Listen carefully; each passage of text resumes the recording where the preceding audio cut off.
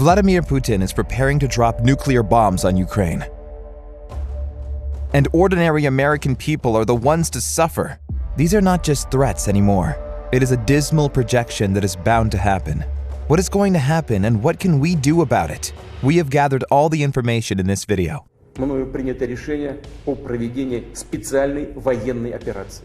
A couple of days ago, Putin began to threaten Ukraine and Europe with nuclear weapons, and I quote, "We must switch the deterrence forces to the regime of high alert offense."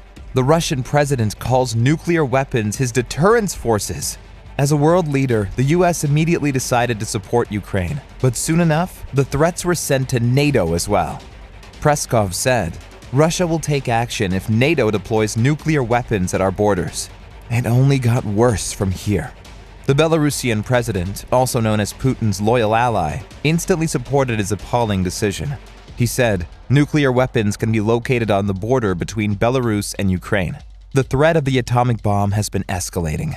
The news, newspapers, magazines covers, speeches from politicians and scientists come out every single day. The world has never been so scarred. At this point, everybody understands that Putin's war did not go according to the plan, and a nuclear strike is the only move that he has left.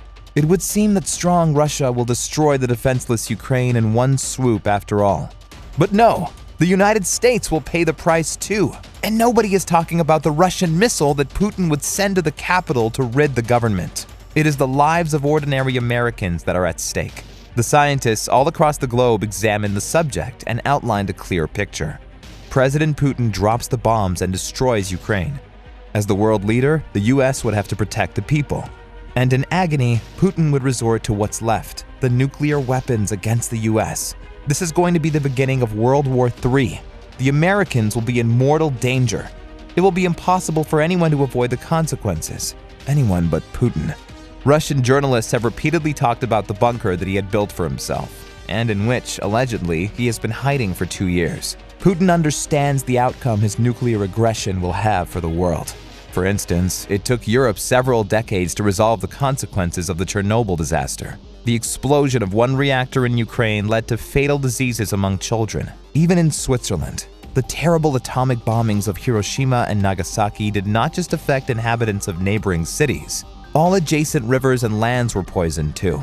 But even this does not compare with the horrors that Putin's nuclear aggression will bring to Ukraine, Europe, and America. They say President Putin's deadly weapon is not even located in Moscow, but in the north, near the borders of Alaska.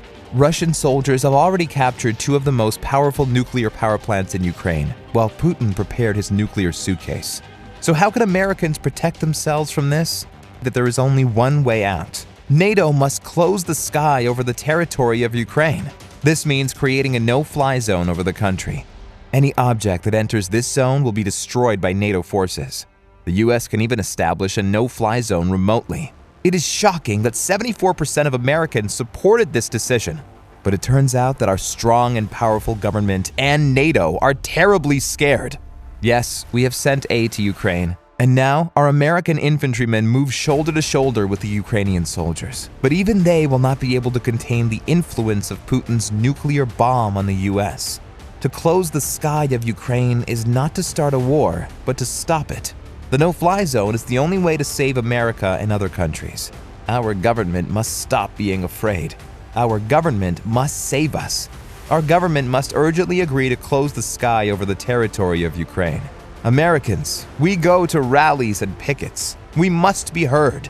We must save the lives of our families, our own lives, and the life of the US itself. Make a no-fly zone over Ukraine happen.